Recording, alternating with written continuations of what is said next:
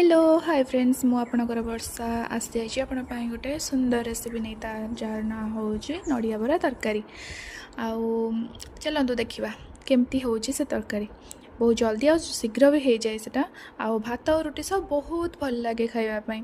तो फास्ट आप नड़िया को पिटी ताको एमती बाहर कर छोट छोट पीस रे काटिदेवे 1 आवर पूर्वर चाउल को बतरी रखिथे तासह नड़िया को रखी पूरा फाइनली पेस्ट करदे ग्राइंडर रे।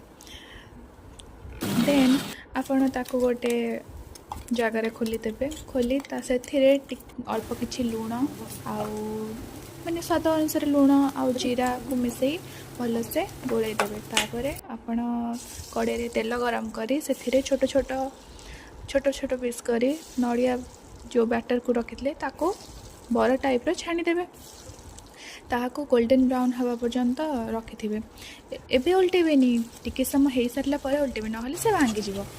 आउ एमती देखो गोल्डन ब्राउन हो गला देन आपण गोटे जगह को खोलीदेवे खोलीदेला गोटे कड़ाई रे तेल नहीं से पियाज पकेबे पियाज तापर अदा रसुन रो पेस्ट पकेबे।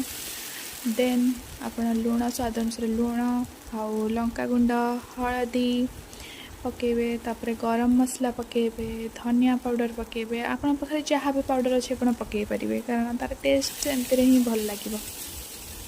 देन ताको कषिबे से टमाटो को छोट छोट पीस करके पकेबे आउ ताको पानी दे तेल बाहर पर्यंत कषिबे।